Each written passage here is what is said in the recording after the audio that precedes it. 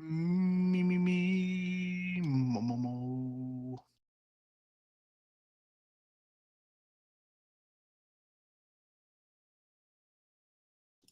That sounded fine. YouTube is going to be delayed. Yep. Yeah.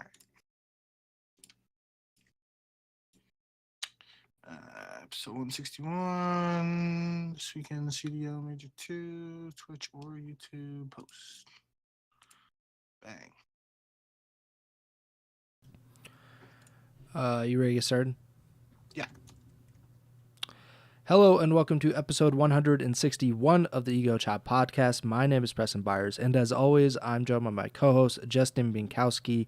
And on today's episode, OpTic Texas roster change, something that seemed unfathomable at the beginning of the season, and now this is the third roster change, I believe, for this roster this season.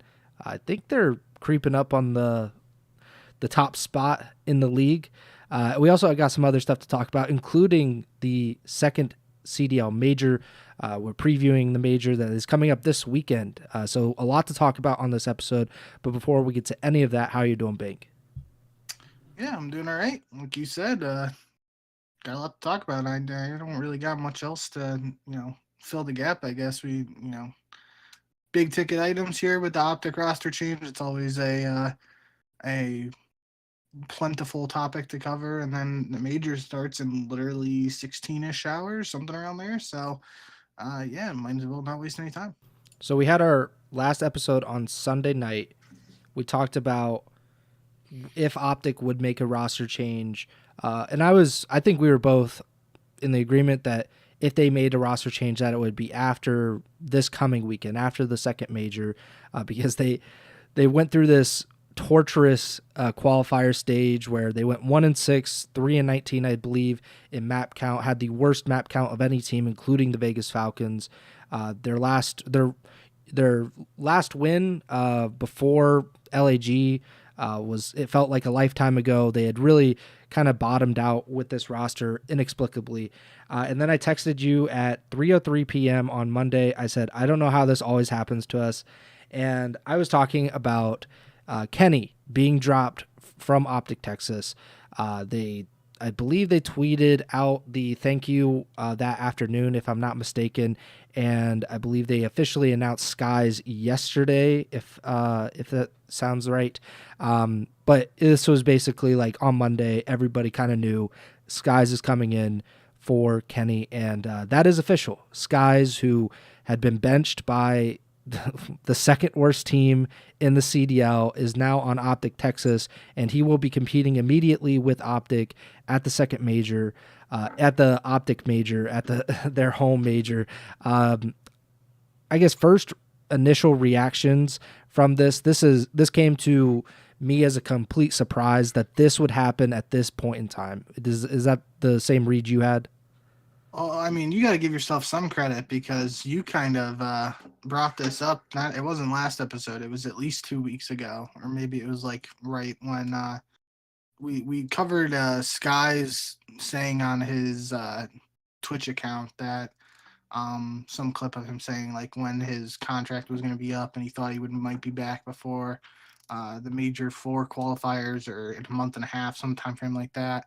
Um, but yeah, obviously that's a little bit sooner than that, and I've had some time to think about this now. I think my immediate reaction was I feel like I've seen both sides of the argument, but I think right away I was thinking along with what I saw a lot of people saying is that the timing didn't make sense around this move just because um, the major starts tomorrow. So by making this move on Monday, officially announcing it on Tuesday, they have 3-4 days to scrim before they play. I guess it's actually technically they get an extra day because they play on Friday since they start in losers bracket, so they don't have to play a quote unquote match on the Thursday, but still very limited practice as opposed to if they made this move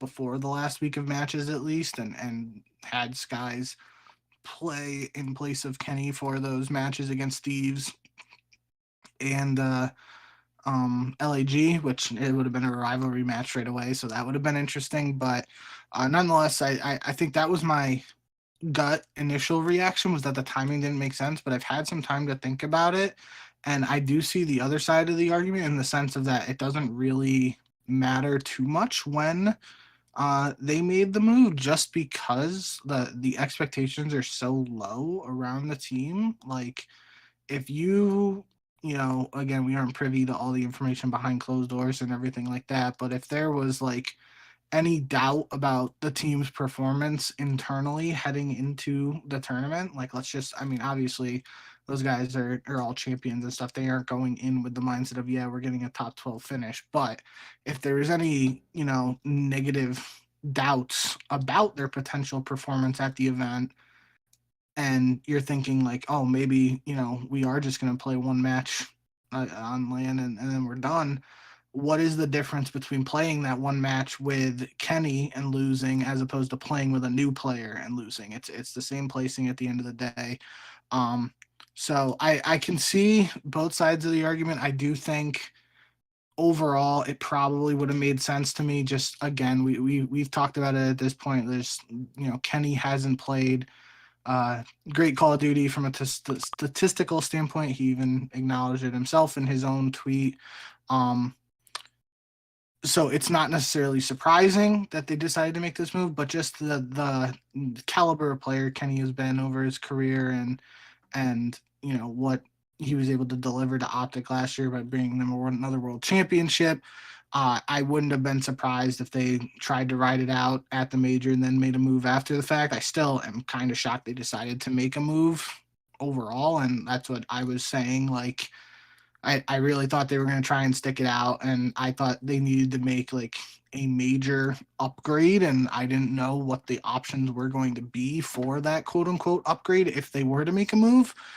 But obviously they're going with Skyz, and I think like I watched the introductory video where Scump was basically interviewing Skyz, which that was kind of like, whoa, it just Scump interviewing a player seemed a little weird to me, but I mean, it makes sense. That's what Scump's doing nowadays in the content realm.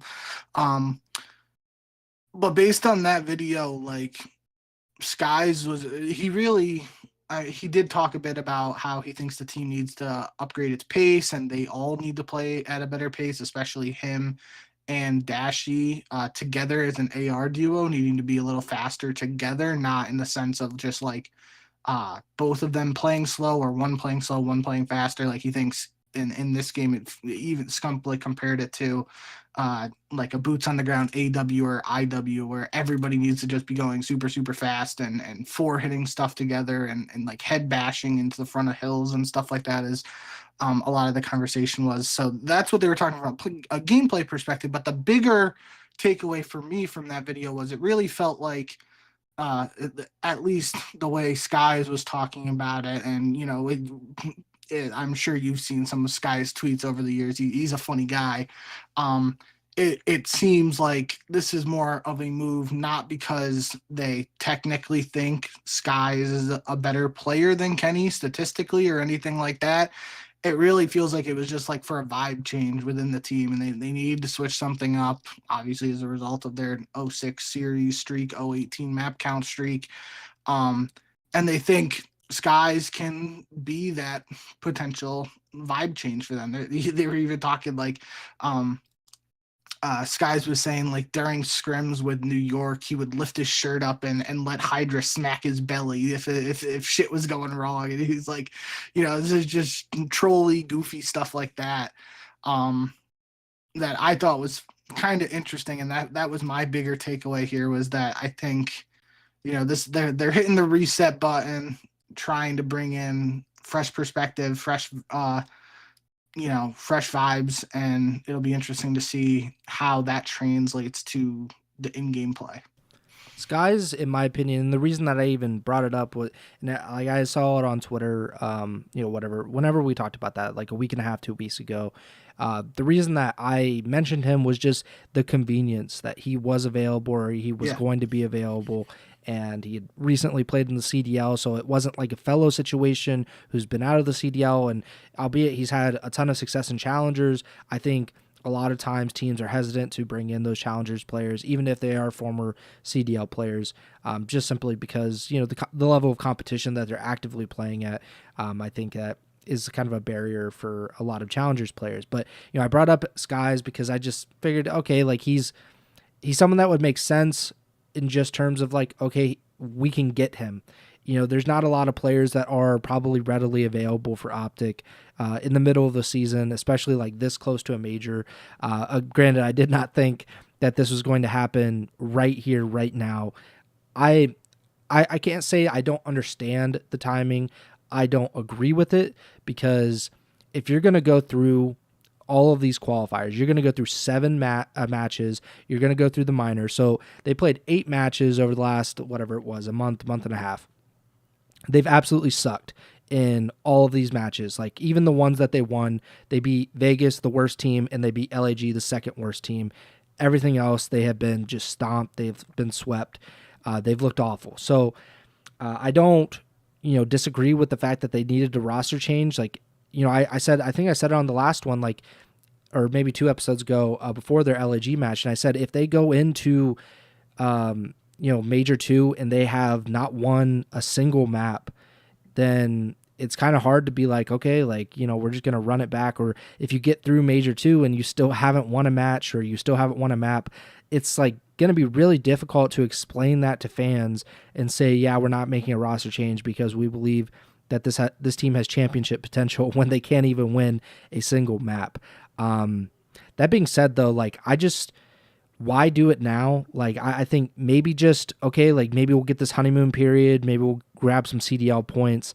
But I think OpTic in general, I guess, maybe the last qualifiers really scared them, but I think an OpTic team can pretty easily make champs. I don't think that should be too much of an issue. Even right now, though, I think they're in 7th place, and that's after basically doing nothing for 2 months. And so I don't know. That's just, it's weird.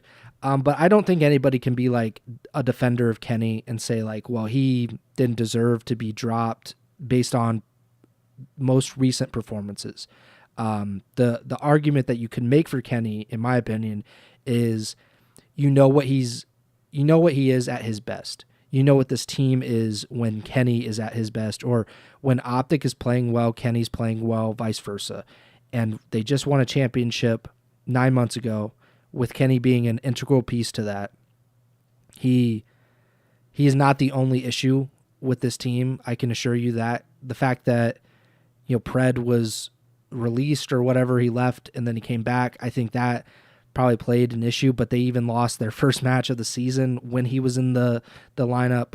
I don't know what the personal stuff is in this team. It just seems off. There's no way to put it. I don't know any background details. I don't know behind the scenes what's going on, but this team, even with Kenny not playing well, they should not be losing every map. Kenny should not be dropping 0.32 KDs in a match. And I do think that might have played a role. The fact that he had statistically one of the worst performances in major Call of Duty League history, or in Call of Duty esports history, really. And then whatever it was, 4 or 5 days later, he gets dropped. I think that might have played a factor, just like he is not salvageable in OpTic's mind. I don't know, like, but that just seemed like, okay, like, there was no kind of redeeming him, I guess, after that. But yeah, the chemistry aspect that you touched on, and Skyz has been kind of known for that for most of his career. Like, he's been a really talented player, no doubt about it. But I mean, he got probably unfairly blamed or anointed like a Valorant bro or whatever it was, because he was friends with Hydra before they started teaming together. I think that's so salty, I guess, from people. Like, that's just something that happens, and he's proven to be a great player. He did not have a good season so far this year, and his team did not. That's what really is like weird to me, is like his team was bad, and they were bad with him. they're still bad without him. Like there hasn't really been too much of a change, I think, since he's been benched. So I'm not sure exactly what impact he will have with OpTic immediately, but maybe they're just banking on getting some kind of groove going with a honeymoon period, maybe just win 1 match, 2 matches, get some CDL points, and be like, okay, at least it wasn't a total wash. I don't know. It's a really difficult situation. Like I was just stunned. That's how I came away from this. It's like, how did this happen 9 months after they win champs? Granted, they look like crap before champs, but they win champs. The team that had a chance, theoretically, I guess, to become the first squad to win back-to-back world championships, and that's out the window unless Kenny comes back. That could happen, I guess, considering they brought Pred back and they brought Dashy back after like a week whenever he got benched. So I guess there's a possibility that Kenny could end up back on OpTic, but it just seems pretty unlikely at this point. Well, that's what I wanted to. The other side of this, we've talked a little bit about Skyz, and I think there's even more we could discuss about Skyz. But just based on the Kenny side of things, his tweet a couple days ago, played some of my worst COD in my career recently. This was to be expected. This is a quote tweet of the OpTic, thank you tweet. Sad, but got to get back to where I need to be mentally so I can get back to doing what I do best. Appreciate all support as always. This ain't the end. And it was actually JP's tweet that that got me thinking. JP retweeted Kenny's tweet that I just read and said, a selfless leader who's willing to do anything necessary for the win. Smartest player I've gotten to work with. Rooting for him to come back stronger from this much needed break. That last part there, the much needed break part, is the interesting component of this to me. Could just be, the way JP decided to phrase it, but it sounds like it's possible that we might not see Kenny competing again this year or, anytime soon, really, if he's actually just taking like a mental reset or a break. And I wouldn't blame him, to be honest. I mean, like you mentioned the 0.32, and even in games where he wasn't dropping, a 0.32, he was still like pretty consistently this set of qualifiers in the 0.7, 0.8 range for KD. Again, KD's not everything, and obviously, as JP said in that tweet, smartest player he's gotten to work with, and we've echoed that sentiment multiple times, just in terms of the intangibles that Kenny brings to a team, especially nowadays, and in comparison to maybe when he was first coming back to returning in competitive Call of Duty, and he was just known as that kid that's running around dropping 40 bombs with the PPSH in World War II. Nevertheless, I think that's the other side of this that's interesting, is that I don't know, as respectfully as I can say it, Kenny's stock has never been lower, right? It doesn't feel like there's going to be a team that's going to be itching now, oh, Kenny's dropped. I think I'm going to pick him up right away after Major 2, and he's instantly going to change things for our team. So I could realistically, even if the break phrasing that JP used in his tweet isn't actually what's going on, I don't see Kenny competing in challengers. That would be a surprise to me. I could see him doing something like Slasher last year, where Slasher, got dropped Flame or released Snoopy. from Boston, and excuse me. Flame Snoopy on the sidelines. Is that what you're talking about? Is that what Kenny's no, I'm talking about Slasher stopped competing after the whole Boston situation happened, and they came back this year for a fresh start, and that's worked out well for Slasher so far. So I think that's the most logical thing I could see happening with Kenny. But we also know Kenny's a very competitive player, just a competitive person who wants to win, and that drive, even if he's facing challenges right now, mentally and self-doubt, all that stuff, he's still at the end of the day a two-time world champ and a very competitive person who wants to win, and especially experiencing the ring ceremony coming. I think it's tomorrow. That's going to be weird with him not playing now, but just sitting back and watching this event, it's got to be the first time in 7 years that he wouldn't be competing since World War II. I feel like the first event that he's not like actively competing in for the CDL, like that. I feel like that could motivate him more, or not even motivate him, but like just give him that competitive spirit or ignite the fire in him to want to play again this year. But I don't know. Like I said, I'm not sure what the future holds for Kenny, at least in this immediate, in terms of major three qualifiers coming up. I would be surprised if Kenny got picked up by a CDL team, but who knows? We both were kind of along the same lines here of thinking that OpTic weren't going to make a change, and then they ended up doing it right faster than we expected. So um, we'll have to wait and see for the Kenny side of things. Yeah, I agree with you. I just don't see any team this season. I think time away makes people forget about the performance or maybe weigh it less than right now. Like obviously the recency bias is like, oh man, he sucks. He's not gonna help us win or anything. And I think that would probably be the line of thinking a lot of teams would have. If they wanted to pick up Kenny or were considering that right now. But I think that means less when you get to September, October, November, and you're like, okay, Kenny's back and he wants to be in the CDL. Maybe we give him a chance, especially because he does have a lot of friends. He does have a lot of former teammates that know what he is like at his best or near his best. My thing is just I don't know what caused this. Obviously, I'm not going to speculate on anything, but it's just like a lot of times when you see players kind of falling out of their peak or like on the downside of their career, it's more gradual. It's not as sudden as it has been this year for Kenny. I like we should put it out there like the reaction time BS, like that means nothing. Like that is one of the biggest myths in like esports is that at like 25 these guys just suddenly can't shoot back or anything. I think a lot of times it's just life takes over. Life becomes more important outside of the game.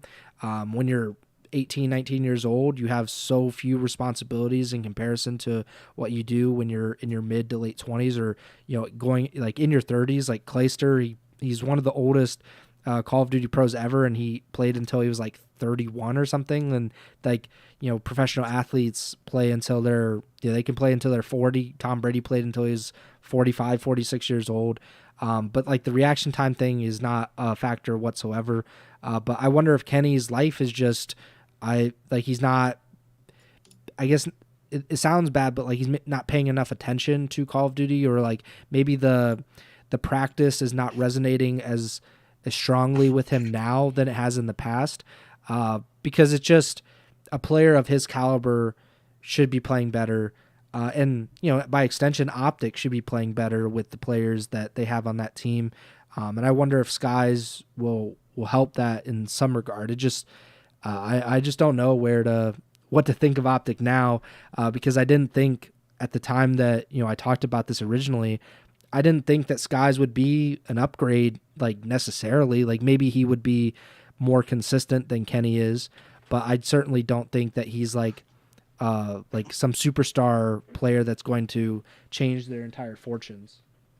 Yeah, and that's what like I kind of before we got into the Kenny thing, I think there is still a lot we can talk about from a Sky's perspective too. Is just like Skyz wasn't having the greatest year this year. You already said that. Like, Gentlemates haven't been a good team with him or without him. I think it was the Breaking Point video. Breaking Point did like a 30-minute video on Kenny's career. Ironically, it dropped like a couple of days before all this happened. So pretty decent timing on their part, unless maybe they knew something was coming up and they dropped it to get a little juice from the roster move. But regardless, yeah, I think like the thing when I think of Skyz as a player, I think the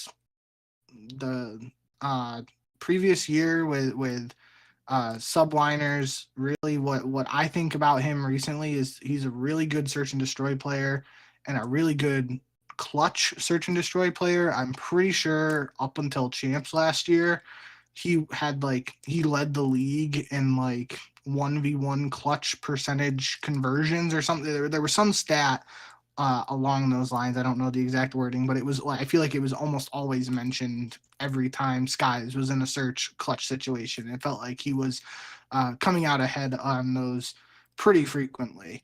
But I also just like, I don't think Kenny's like a a great search player, but I don't think he's a bad search player. So I don't know how much this move moves the needle in that regard.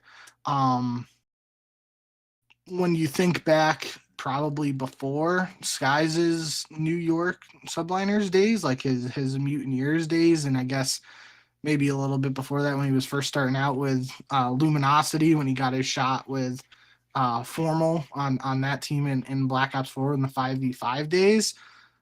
It felt like that early on, he was like, one of the, at least to me from the outside looking, it felt like he was one of those more like slower, more reliable AR players who's just going to hold down an angle, and you're going to be able to count on him to do his job from an AR perspective and get those kills. And especially it's hard for me to think back and compare, because I feel like with the New York teams, like he had a lot of games, and I could just be completely talking out of my ass when I say this, but I felt like he had a lot of games where he had very low engagements, but a good KD, and that he had Hydra running in front of him, and even Kismet, like 99 Kiz, like they're both running around in front of him, and he doesn't have to die or move. He can sit in the hill and hold spawns and do what you want a good AR player to do.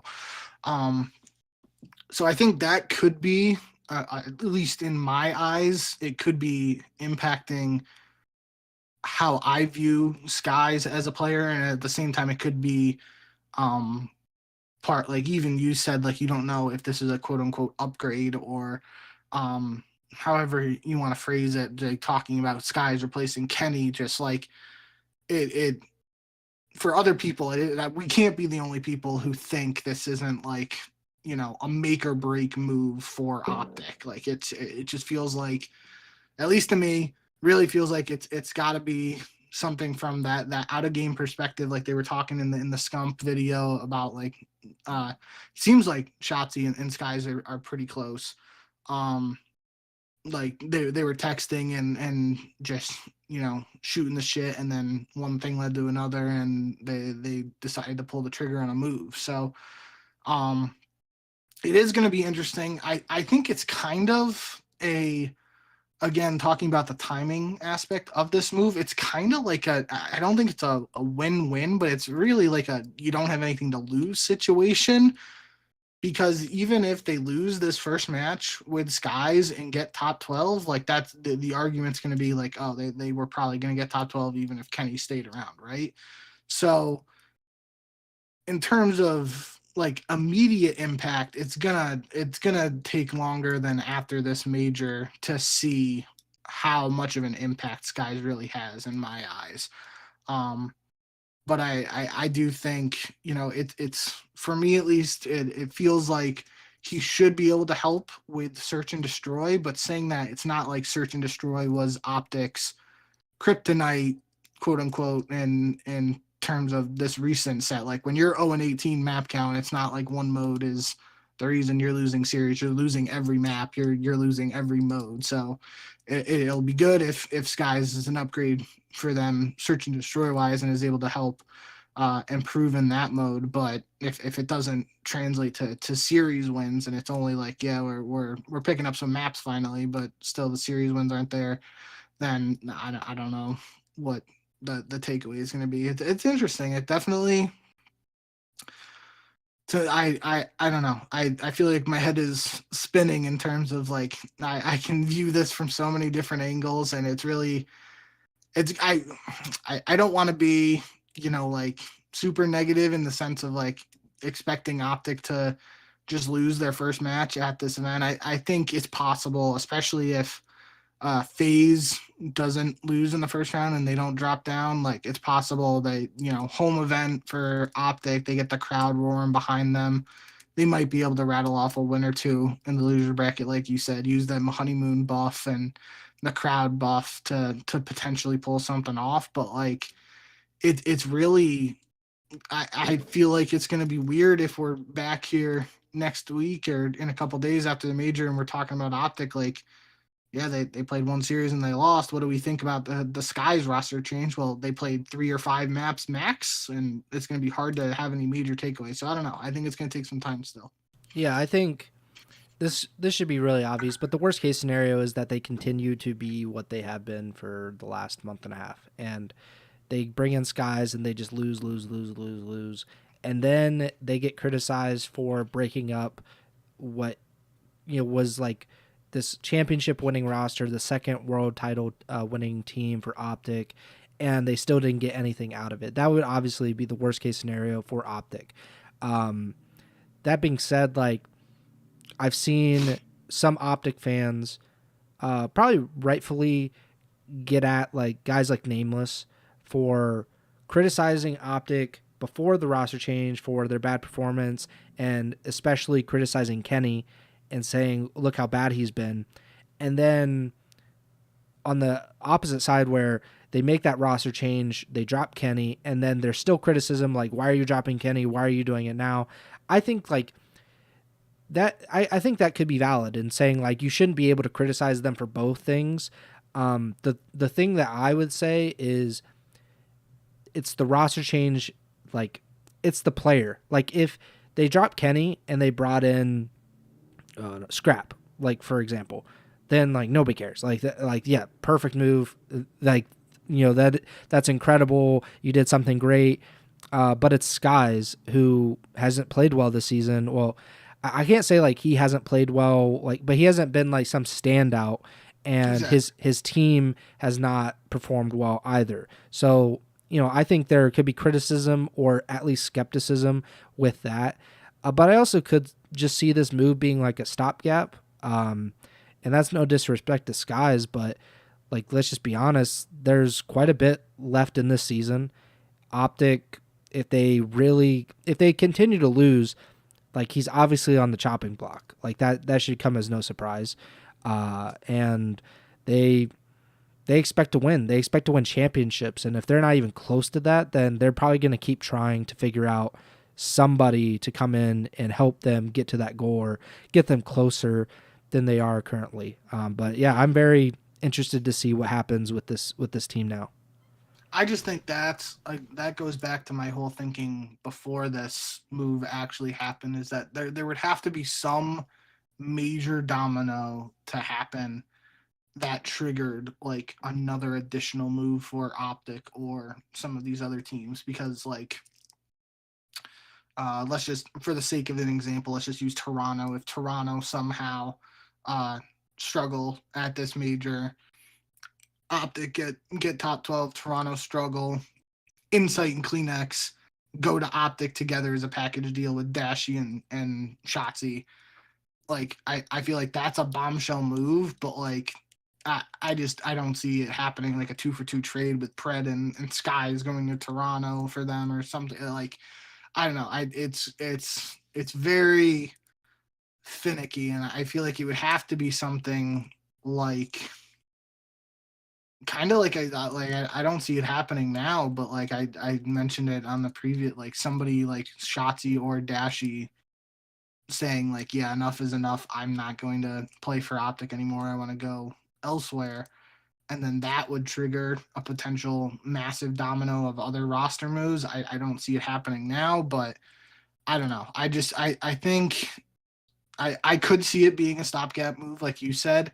It would be really messed up if if OpTic get T12 at this event and that's the only match Skyz got to play for OpTic, and they make some other move after that. I don't know how much you saw of the Scump interview or like the memes on Twitter and stuff, but like Skyz had a YouTube channel description from when he was like 11 years old and saying like his dream was to join OpTic and stuff. Obviously that was just a long time ago, but that would just be that would kind of it wouldn't be the same situation, but I'm sure you remember when like Parasite joined OpTic for like 2 weeks or whatever, like in Yeah, Ghosts or AW. I don't it even was remember Ghosts. when Yeah, I it think. was. Yeah. Um, very different ages with in terms of the COD scene and the contracts and all that stuff, but so I would be surprised if this is like a one and done tournament for Skyz on OpTic, and I would feel really bad for him if that was the case. But I just don't know in general. And again, I'm gonna have to see what the team puts together, and I'm not gonna unless they go on a crazy loser bracket run here. Not even saying like go on a loser bracket run to win the whole event, but like win several matches just so we have more than one or two matches of them playing together to really judge the new roster. Unless something like that happens where we get like 3, 4, 5 series of them competing together, it's going to be really hard for me to judge this squad just based on this major event alone. Last thing I'll say on this is OpTic has probably never been more desperate than they are right now. And I'm thinking like maybe after Scump left for Envy and Ghosts, like maybe just in general being like, what do we do now? Like, the future of our team just went to our rival, but like then things worked out pretty well for them eventually. But like the only other time that I can think would be after World War II, where they just get embarrassed at champs. They don't even make it into the bracket, and then they break. Obviously, that goes to 5v5, so there's some changes in that as well. But they bring in Karma, Dashi, and TJ, and that was obviously like a very good team. They won immediately, but they got months to think about that roster and like make that move and everything. They don't really have that benefit right now. They don't have the luxury of just like sitting back and like kind of seeing what happens. Obviously, contracts run out usually at the end of the season, so like they benefited from that before Black Ops 4, and now that's just like they have to make moves if this doesn't work out. Obviously with Skyz, and there's just not a ton of moves to make unless they're willing to spend quite a bit of money, I'm sure, to buy out a player or trade for a player, whatever the case may be. But I think, man, this is a pretty crazy time to be in, because OpTic is usually like one of the only teams that's like, yeah, we're not making a roster change unless there's like something big happening, like Scump retires midseason and it like creates this domino effect where Ghosty somehow ends up on OpTic midseason. But usually they're a team that waits until the off season to make a move or make multiple moves. And but now we've seen them make 3 changes in a matter of 3 months, and they're not any better than they were before that. So it's we live in interesting times, I think. Another bit of roster mania moves, and obviously we won't talk about this for half an hour, but I also found this to be incredibly surprising. This happened on, I believe, Monday morning. The Vegas Falcons announced that they were parting ways with head coach Luti. They said, "We'd like to sincerely thank him for his leadership as head coach of the Call of Duty roster and for his unwavering dedication to the team. Luti's contributions have played a key role in our journey, and we wish him nothing but the best in his future endeavors." I do not understand this one bit. He has been with these players. He's been, I think, with the organization, if I'm not mistaken, for a few years, kind of like grinding away with them. And they are a horrible team. They are one of, if not the worst, like major Call of Duty team of all time. And if you want to blame him, go ahead. You be wrong. He does not play for these guys. He does not get to take the controller and decide whether they win hard points or not. These players, and not all of them, but these players have proven that they are not of the Call of Duty League caliber. And there's a reason that they have not won a single match. They haven't won a hard point. They generally don't make it even to a game 5 because they can't win a hard point. That certainly doesn't help their case. So like, I don't know, like this just came out of left field. I think this is like almost like a scapegoat situation where it does not make sense for him to get released, but they don't have many other options, I guess, unless they just keep releasing players. And obviously Kicks being out of the lineup really sucks because he's undoubtedly the most talented of these guys, and they have barely played with him. But I think you would agree with me. Like, it just doesn't seem like this is a very logical move to release a head coach that he's not like a new guy. He's someone that's been with these guys for a while now. Yeah. It would make more sense to me if there were much higher expectations for the team and then they were having this historically poor season. But heading into this with the all Saudi experiment, it's the best way to phrase it. Like, I feel like there had to have been some expectations, like this might not work out. Like, I don't know. I definitely, short way of saying it, I agree with you what you're saying, where this move doesn't make sense, especially in terms of like Luti being involved with these players in the Saudi experiment for a couple seasons and years now. Like, it's really a head scratcher to me. I really think the only way it would be even more of a head scratcher is if they got rid of Clay, and that would just be like a dumpster fire from the COD community. Like, it's like this team hasn't won any matches, and you're going to get rid of one of the biggest legends in COD esports during his inaugural season of coaching. Like, I feel like that would be, that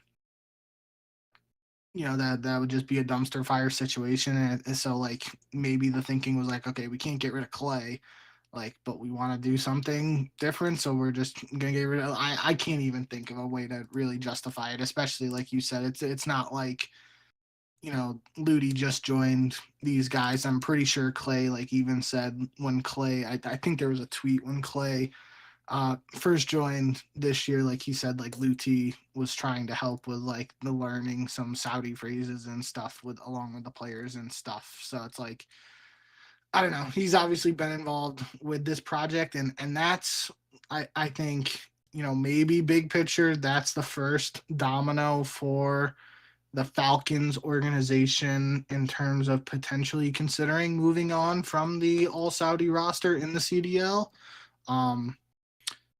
I think that's like probably wishful thinking, just because everything else we've seen so far wouldn't suggest that they are considering moving on from that experiment. But I mean, going back to Kenny, if they were to blow it up and try and start fresh, like, you would have a player like Kenny who you could try to build a team around, and he'd at least be like a proven leader. If you have Kenny and then a couple of young guns from NA challengers, or even someone like Afro from EU challengers, like, you got a decent recipe for a mid-season roster that you could put together if you wanted to immediately move on from the current all Saudi roster they have. But I don't see that happening. I also didn't see OpTic making a roster change before Major 2 happening, though, so who knows what's happening at this point. I do just think overall, though, Falcons moving on from Ludi seems like very strange timing, like you said, especially considering his previous experience with this roster in particular. So we'll be interested to see if there are any other bigger, more wholesale changes for Falcons after this event or not. Traditional sports and esports typically are very different. Like, I don't really compare them. Like, I compare them a lot, but it's because there's a lot of differences usually. But this felt like a very traditional sports move where a really bad team with a bad roster fires their coach, and everyone's like, what the hell? Like, why did he get fired for this? Like, and that happens in the NFL. Like, the Houston Texans, for example, like just giving like David Culley or Lovie Smith like a really bad team. They go like 3-14, and then they get fired. It's like, yeah, I mean, that team was horrible, and then they hire this coach, and I think even you could like extend that analogy and say like you have this former superstar as an assistant coach, and you fire the head coach, and now I think Clay might be the head man running the show. Like, I don't know. They didn't announce that, but Yeah. I don't know any other coaches that they have. So maybe they're giving Clay the opportunity to run the show there. I don't.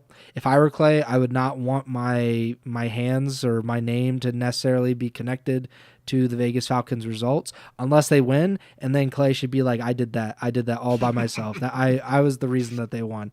But yeah, this is a weird move, especially the timing of it, and they're probably not going to win. I still think they're going to win one match, but that seems less likely by a great degree than when we were talking pretty much with certainty that they were going to win at the beginning of the season. So it's... I wouldn't say with certainty, but I was, with almost certainty. It would have been very easy for me to just go, this team sucks. They aren't winning a single match all year. And I tried to keep a positive outlook for as long as I could, but it has reached the breaking point for me, and I'm completely off that train. I don't know if unless they blow it up and do something that doesn't seem likely, we're bringing in a roster of an NA team or something like that. I just don't see it happening this year. I mean, the only way I could think about is like if you gave me the option to bet on whether the Vegas Falcons win one single match the entire season or they don't, like I would bet on them winning one match. And now I would not take that bet. I would be like, I enjoy my money just how it is. I'm not going to do anything with that. But we'll see what happens. I don't know. Obviously, we don't know exactly who they'll play at Major 2, but they certainly, well, I won't say certainly, they almost certainly will lose that match.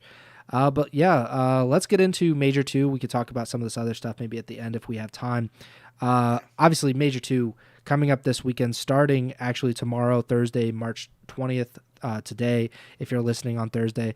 We'll have 4 matches to start off, as we always do. The 4 winners bracket matches will just be on Thursday, and then we'll get into the losers bracket on Friday, Saturday, and Sunday.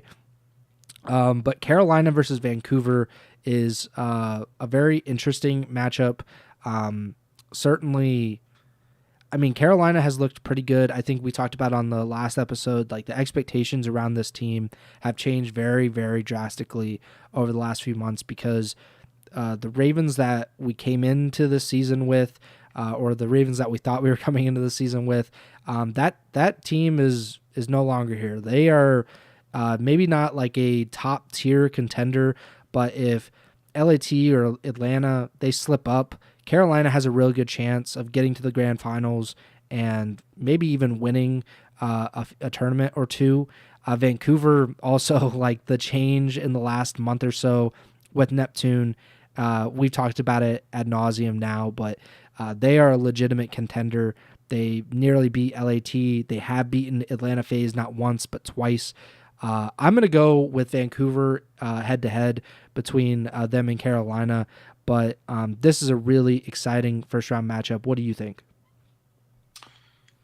I had down Vancouver ahead of this match, but I really now, like, not even because you picked Vancouver, but I mean, I don't even want to say, like, I think this is the closest first-round matchup because I also think Toronto and Cloud9 has some really good potential too, but this is just a really interesting matchup, and I think overall for Vancouver, the big picture question that is going to be asked is will they look the same on land as they did in these online qualifiers since Neptune joined the team? As we know so far, based on their performance, it seems like the hard point has really been their road to success, especially when you factor in those LAT series where they lost the search and destroys but won the hard points. And I think that makes this a little bit of a troubling matchup potentially for Vancouver, just because I still think Carolina is a strong search and destroy team.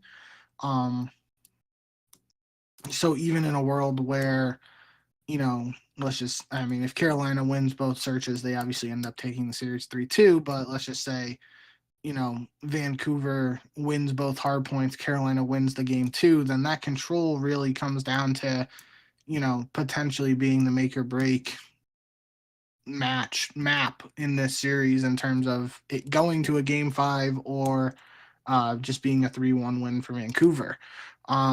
At the same time, Gwyn has just really, when Carolina is winning those hard points, Gwyn is absolutely frying.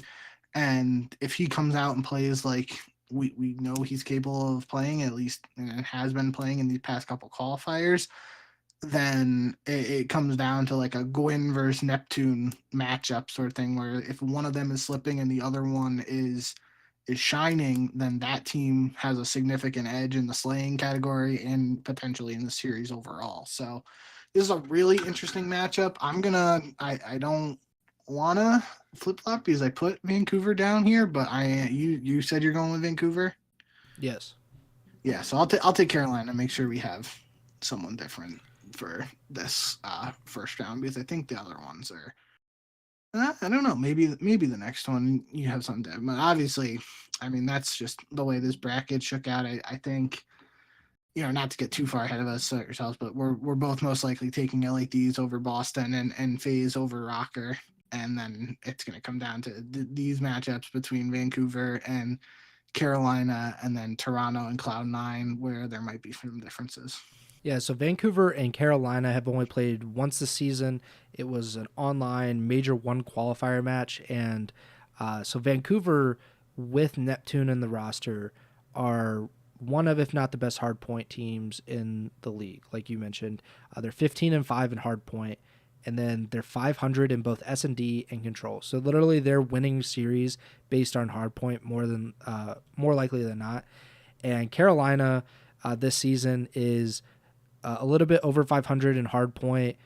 They're a little bit better in control, but not like overwhelmingly. But they're very good in search. They're 20-10, so that's like a 67% win percentage in search. Definitively their best game mode so far this season.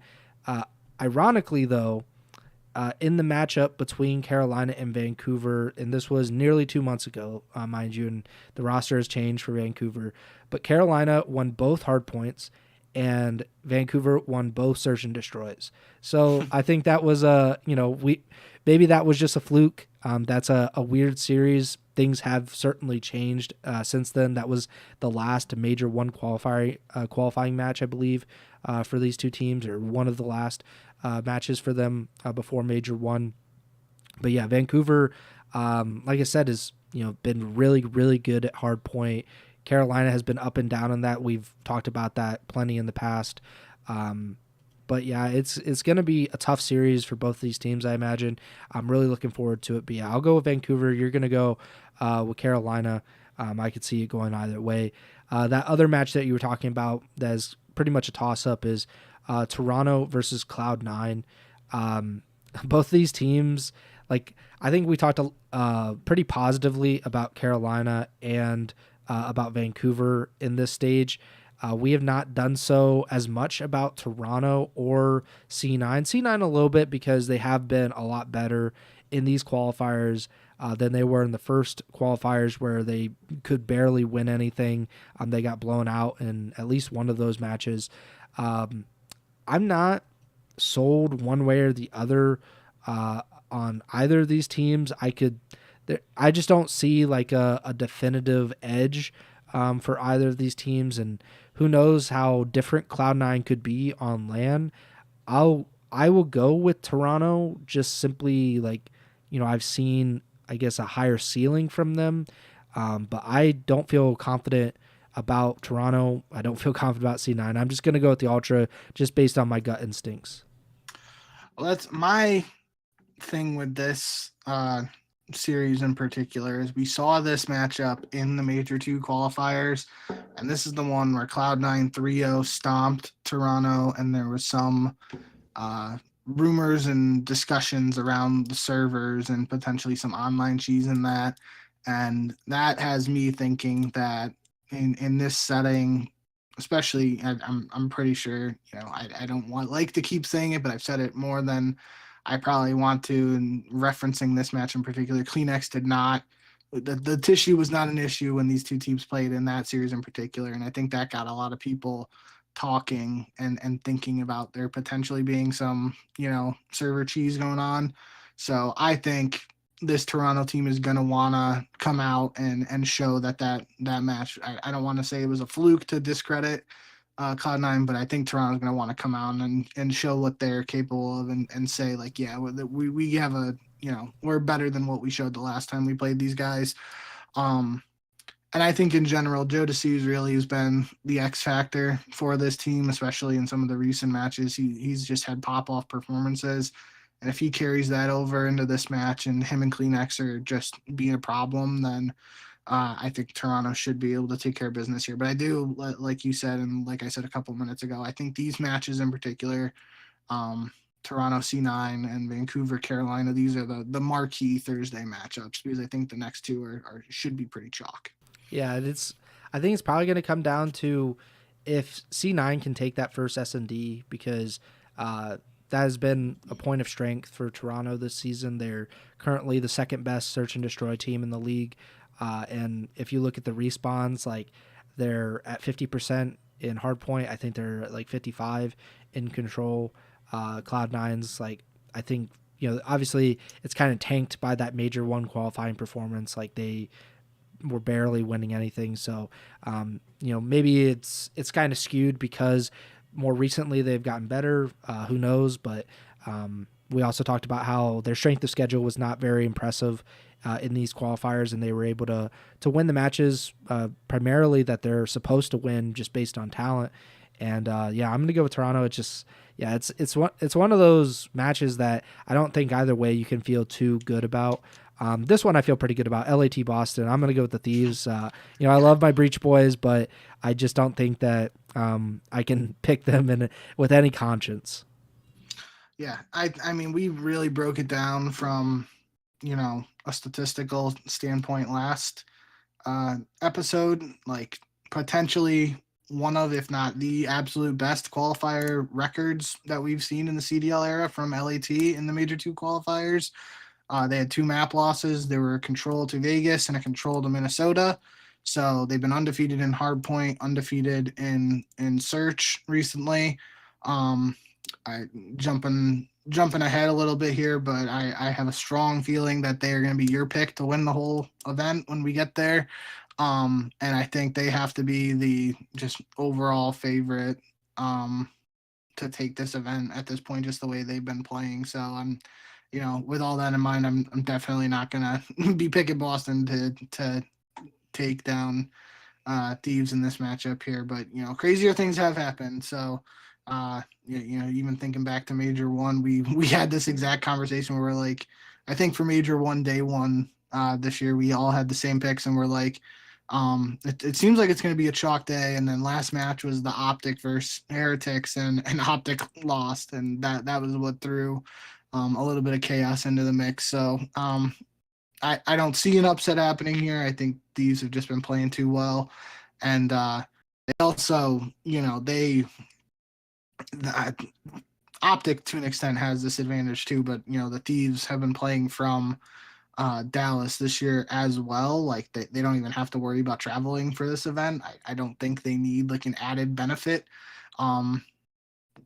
for lack of better phrasing there, but that's something that could factor in, like that there's going to be, no worries of jet lag or anything like that. Like it should just be business as usual for LA Thieves, and especially in this first round here, if they come out strong, set the tone, they could be on the start to a very impressive just Major 2 cycle. But they, the qualifiers are one thing. If you have that almost perfect record, if you don't translate that into hoisting the trophy at the end of the day, then even Major 1 cycle like OpTic, where the number 1 seed has 6-1 record, nobody really cares about that now based on recent performances. So we'll have to see how LA Thieves carry the momentum from the qualifiers into the Major. Yeah, this is the most lopsided qualifier, most lopsided winners round 1 matchup that we have here. Boston has lost 7 of their last 10. I want to say OpTic, just because you said OpTic just a minute ago, but LAT have won their last 10 matches. But if you wanted to be an optimist about the Boston Breach, you can say that they were the last non-phase team to beat LAT, because they beat them in a major 1 qualifying match. That was 3-2 for Boston. That was back on January 26th. So that was a good win for the Breach, but I just don't see it happening again. Obviously, Boston is not nearly as hot now as they were back then, and LAT is hotter than ever. I don't know what the match win streak record is. I feel like FaZe owns it, and it's probably like 14 or 15 or something, but there's a chance if LAT run the table here at Major 2 that they could get close or maybe even break that record, because they're looking really, really good. And then the last matchup on Thursday, I think you did this by the actual schedule, but Atlanta. Yes. So Atlanta versus Minnesota ends the day.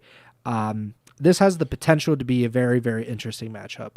Yeah. Minnesota has looked really, really good at times and then not so good at other times. FaZe has generally looked really good, at least recently. Not counting the pre-Christmas matches online. They have been very good. They've only lost to the Vancouver Surge in this year, this calendar year.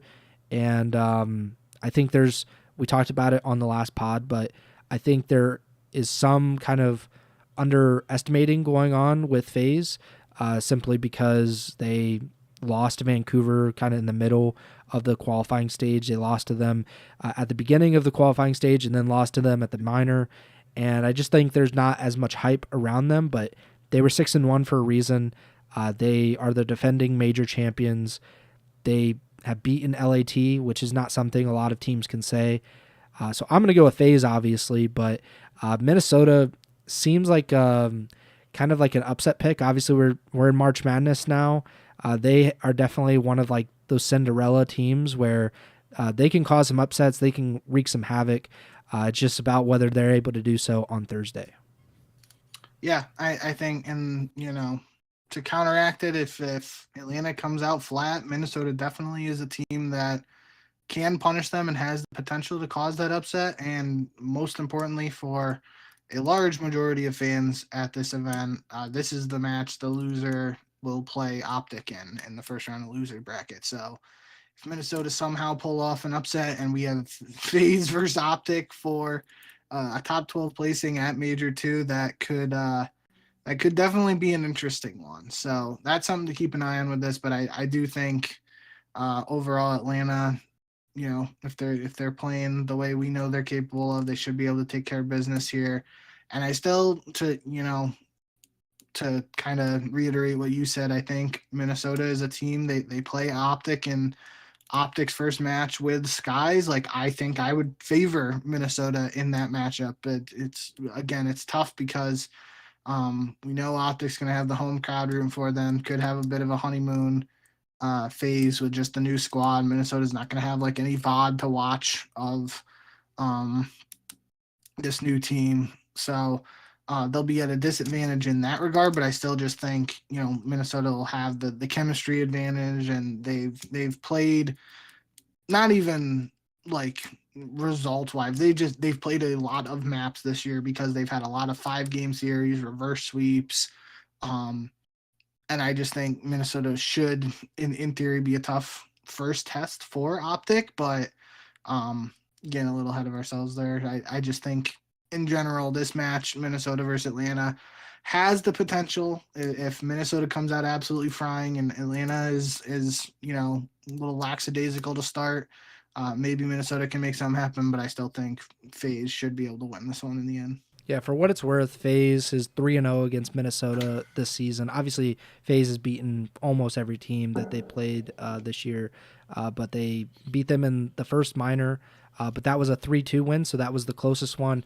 It got progressively a little more lopsided for FaZe, and the second match was a week later in the qualifiers, and then they just played like a week and a half ago in the Major 2 qualifiers, and that was a 3-0 for FaZe, although the hard point was incredibly close. So but yeah, like it has gotten a little more in FaZe's favor each time that they've played. I don't know what that means because we haven't seen them on LAN. We haven't seen these two teams play on LAN against each other, I should say. So maybe that trend continues, or maybe FaZe, kind of has a letdown. We don't really know. It does seem like Destiny, things that we say like it's never going to happen, but it does feel like FaZe versus OpTic in the losers bracket round 1, with OpTic debuting their roster at their home LAN. That feels like it's supposed to happen. I don't know if it will, but I'm kind of rooting for it, not rooting against FaZe necessarily, but I just want to see the chaos, and that match would be crazy. The hype in that arena would be insane. But yeah, that is the major. So the loser, like you said, of FaZe versus Rocker, they play OpTic. The loser of Thieves versus Boston plays Miami, so we're probably going to see Boston versus Miami. Carolina and Vancouver, they will play Vegas, the loser of that match. So good luck to them. And LAG, they're in the losers bracket, and they will await the loser of Toronto versus C9, which could be interesting. I don't know. Like LAG, they did have a mini run, I guess. They've won like one match, I think, at Major 1, if I'm not mistaken. So maybe that can continue. No, they lost first round to OpTic. Oh, yeah, that's true. I don't know what I'm thinking. Maybe Minor 1, they might have won something. I feel like I remember them not being completely crap for like one single weekend. Maybe I'm mistaken on that. I think in general, one thing we usually try and do is like look at this first round of the loser bracket and say which team potentially could make the deepest run of the 4 teams starting in losers bracket. And it has to be OpTic, which is just a crazy statement to say considering the 06 series 0-18 map count. I get it's a new team, but like I can't count on Falcons, and I can't count on Gentlemates right now. Heretics, I would probably favor them if it wasn't for the fact that they lost to LA Thieves at Major 1 twice, and Boston just beat Miami this past week in the qualifiers on March 15th 3-1. So based on the way Miami played at Major 1, you could maybe say that's the only thing. Pick them over OpTic, but I still think OpTic would have to be favored to be that team that could potentially go on a run here in the loser bracket. But even that, I don't know how likely it is. Yeah, so they would. So let's say Miami plays Boston in that losers bracket round 1. If they won that, they most likely play, let's say, Carolina or Vancouver. Either way, that's a tough matchup, but they did beat Carolina at Major 1, 3-1 in the losers semis. I don't know, like OpTic, if FaZe drops down to play OpTic, it's like, oh crap, like what's going to happen here? Even if Minnesota drops down, like I think Minnesota has to be favored. Just we haven't seen OpTic play well at all. So maybe it is Miami, just based on they play Boston round 1 versus OpTic plays Minnesota. And even OpTic would have to play C9 or Toronto probably in round 2 versus Miami. They play Carolina, who they beat. I don't know. Like it's kind of a toss up. Who do you think's gonna win? Obviously, I'm gonna beat you to the punch if you were going here, but I'm picking LAT. I think I picked them in Major 1, if I'm not mistaken. I was as close as you can get to being correct without being correct, and you were correct. I think. Yeah, I took FaZe, and that was the Thieves pick at that time for you was a bold pick, just because they had that little bit of a dip in terms of performance after the holiday break with the whole visa situation and with Hydra and lack of practice and whatnot. So that was, at that time, that was a much bolder pick than this. I think, like I said, I think I said it last episode maybe. Oh, it was when we were talking about Carolina. Like I was saying, like, you put a gun to my head, I have to pick one team to win the event. I'm probably not going with Carolina. If you did put a gun to my head, I had to pick a team, I would pick Thieves to win this event. They've looked that dominant that it's the very easy answer for the sake of making sure we don't have the same pick for the podcast because that's super boring. I will pick FaZe to win this event. So same champion predictions for us for Major 1 and Major 2. Yeah, but it's either way, it's a good pick. FaZe is 6-1 going into this. I they beat. I want to see Atlanta versus Thieves again, hopefully twice. Yeah, that's what I was thinking. Like if we could get LAT versus Vancouver again in winter semis and FaZe versus Toronto, I guess, and then we get FaZe versus LAT in the winners finals, and then whatever happens, I would love to see it again in the grand finals. Like that was one of, if not the best grand final series that we've ever seen with LAT and FaZe. So it'd be nice to see more of that. I think outside, if you're not picking LAT or FaZe, if you're just like taking them off the table, I think Vancouver's probably the pick, right? Because they would play LAT most likely in the second round. They gave the Thieves a really hard time in the minor 2 finals. They went to a game 7 against them. So you could theoretically, even though the next qualifier Thieves won 3-0, but I think Carolina has not shown that they can compete against LAT. So like that's what's kind of holding me back from Carolina. I don't think Minnesota or Toronto or C9 has really shown that they can make those long runs. So I would say Vancouver probably is like the most likely third pick. Is that how you're thinking as well? I think that's fair. I would probably be more likely to lean Vancouver for that statement if they were on FaZe's side of the bracket, just because, like you said, they've beaten FaZe twice now, and they have not beaten the Thieves. So that makes it a little tougher from a bracket perspective. But really, like even you can't say Carolina from that perspective because Thieves have owned Carolina. So that's what it makes it tough. So you'd probably have to go with a team from the FaZe's side of the bracket, but even then they have to go through FaZe. So I don't know. Maybe we just say OpTic, and OpTic wins 6 matches in a row in the losers bracket to win their home major after winning champs in the same venue 8-ish months ago, whatever it is. Yeah, that would certainly be something. I mean, if they do that, then we gotta shut the whole scene down. Like, there's no way we can come back from that. I think the OpTic fans would overrun us, and it'd be like a Capitol storming. It'd be crazy for OpTic to do that. But yeah, that's I guess, who are you going MVP then? I think we usually do that. Who are you going with tournament MVP? Obviously, it would have to be, if you're going with FaZe, it has to be one of those guys. I think I said Cell last time, so I'll say Cell. I think Simp won it for Major 1. I'm pretty sure. I believe so, yes. Yeah. So yeah, I'll pick Cell just because I love showing love to Cell. If I was thinking for the Thieves, I mean, Hydra's been playing out of his mind, so it'd be hard to pick against him. But Scrap has just been like on another level from an AR perspective. So I mean, either of them would really be the easy pick for Thieves, but it would just be who is popping off more, I guess, statistically would actually have the edge. Yeah, I was thinking, like, really, I don't think Envoy will get it. Like, just I don't think that'll happen. He'd have to just absolutely pop off. And I mean, to his credit, I thought there was a chance he could have gotten MVP of Major 1 if Thieves got it, just because he played so well in that grand finals. But at the end, yeah, I mean, statistically, he's most likely going to get outshined by Paco and Scrap. Yeah, I think it'll probably be Scrap, but I could even see Ghosty. Just like, I know it's not always going to happen, but it does feel like not the top guy, but like one of the middle guys sometimes get it. Like, I always go back to Krim winning what was that, MW champs MVP. Yeah. It's like he was like the 3rd or 4th best player on that team, but I mean, that's just how it goes sometimes. Like, I mean, he might have been the 5th best if you're being, or like the worst, I guess, on that team. But it's only an event, and a lot of times it is weighed kind of on that champs, or not on the champs, but the grand finals performance. Like, if you perform really well for 7 maps, like, there's a real good chance that you'll get that MVP. So I'll go with Scrap. For FaZe, I'm always going to go Simp. I'm just going to pick him for pretty much any award. If I don't know what's happening, I guess I'm always going to rely on Simp to come through.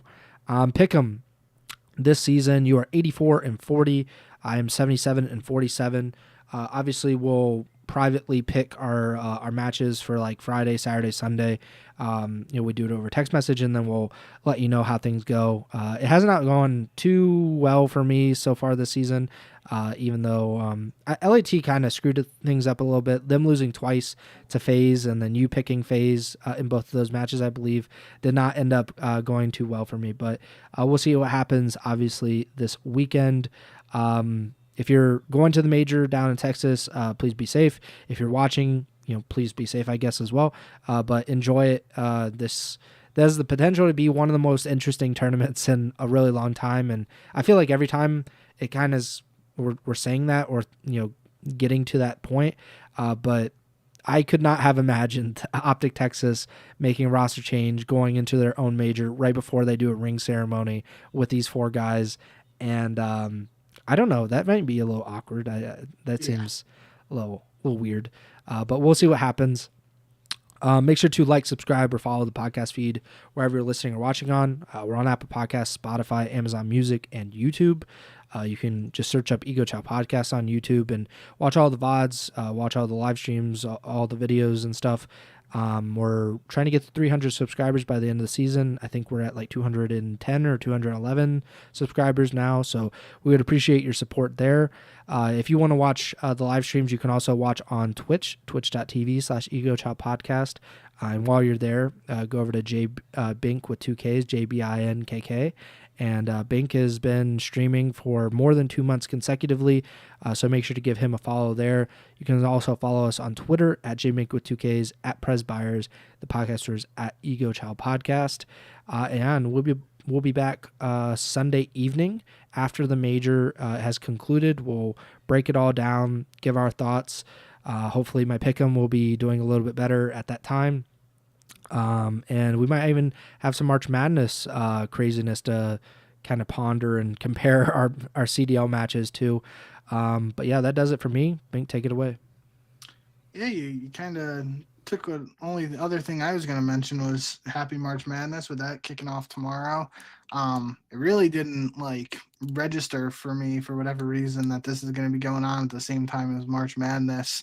So that is going to be a little interesting to see how I balance watching all the matches. But I'm never one to shy away from a challenge, especially if that challenge involves watching Call of Duty and college basketball, because I love both of those things. So happy March Madness to those who will be watching that event, and hopefully you got some time on the side. Tune in to Major 2, should be a really good one, like we said.